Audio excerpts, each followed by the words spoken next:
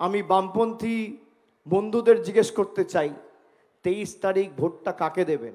এগুলো সব অলিখিত জোট। সিপিএম কর্মী যাদের অধীর চৌধুরীর হাতে খুন হয়েছে তাদের অপমান। মমতা ব্যানার্জি মুর্শিদাবাদের জন্য কি করলো গত 15 বছর সেটা কমসে কম বলুক, তারা খুশি হব। বহরমপুরে সিপিএম এর ভোট নিয়ে সরব পুর ও নগর উন্নয়ন মন্ত্রী ফিরহাদ হাকিমও। ফিরহাদের দাবি, কর্মীদের খুনের পরেও অধীর চৌধুরী হাত ধরেছে সিপিএম এর। এগুলো সব অলিখিত জোট। সিপিএম কর্মী যাদের অধীর চৌধুরীর হাতে খুন হয়েছে তাদের অপমান, যারা কংগ্রেস কর্মী সিপিএমের হাতে খুন হয়েছে তাদেরও অপমান। তাদের বাড়ির লোককে, তাদের সমর্থক, তাদের এর ব্যাপারে বিদ্রোহ করা উচিত। তার কারণ এখানে তৃণমূল আসার পরে এই খুনোখুনি রাজনীতিটা বন্ধ হয়েছে। তার আগে এটা ছিল একটা, এই জেলাটাই ছিল মার্ডারের জেলা, খুন খারাপি, রোজ ঝামেলা ঝঞ্ঝট। তৃণমূল আসার পরে ল অ্যান্ড অর্ডার হয়েছে, সব থেকে পিছিয়ে পড়া জেলা ছিল, এখন এগিয়ে আসা জেলা হয়েছে। সাংবাদিক সম্মেলনে এই নিয়ে প্রশ্ন করা হলে অধীর চৌধুরীর পাল্টা প্রশ্ন তুলেছেন, মুর্শিদাবাদের উন্নয়নের জন্য কি করেছে তৃণমূল। মমতা ব্যানার্জি মুর্শিদাবাদের জন্য কি করলো গত 15 বছর সেটা কমসে কম বলুক, তারা খুশি হব। একটা শিল্প করেছে মুর্শিদাবাদে, একটা বিশ্ববিদ্যালয় করেছে মুর্শিদাবাদে, মুর্শিদাবাদের সংখ্যালঘু মানুষদের জন্য একটাও মাদ্রাসা রেজিস্ট্রেশন করেছে।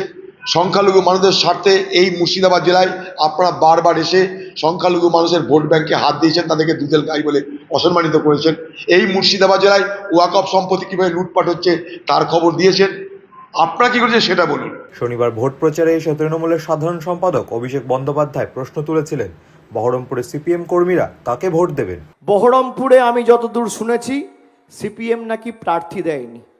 আমি বামপন্থী বন্ধুদের জিজ্ঞেস করতে চাই 23 তারিখ ভোটটা কাকে দেবেন? অধীর চৌধুরীকে, যার সিন্ডিকেটের দুর্নীতির গুন্ডামির সিন্ডিকেটের সূর্য যখন মধ্য গগনে ছিল, তখন যেভাবে একের পর এক সিপিএম কর্মীদের উপর অত্যাচার হয়েছিল এই জেলাতে, 2011-এ মমতা বন্দ্যোপাধ্যায় ক্ষমতায় আসার পরে এখানে কোনো সিপিএম কংগ্রেসের নেতা কর্মীদের উপর অত্যাচার হয়নি।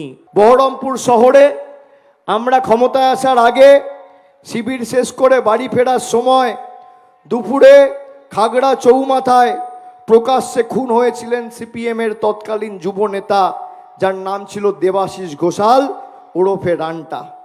কংগ্রেস গুন্ডাদের হাতে খুন হয়েছিল সিপিএমের শিক্ষক নেতা মানব সাহা, পঞ্চানন মণ্ডল, হাতিনগরের মজিদ শেখ, হরিদাস মাটির গোপাল মণ্ডল, বহরমপুরের মধুপুরের 3 ছাত্র নেতা বাপ্পা, সন্টু, পিন্টু, হরিহরপাড়ার অসিত মিশ্র, ভরতপুরের Tapan Mukherjee, দৌলতবাদের Kartik Ghosh, Ramzan Ali, Rezwan Hossain, Muharram Ali.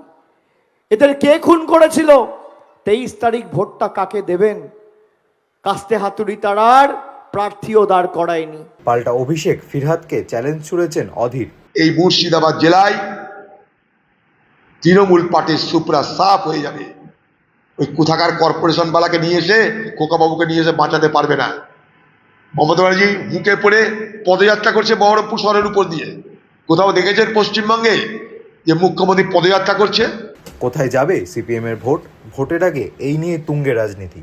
Bureau report, imagine community media.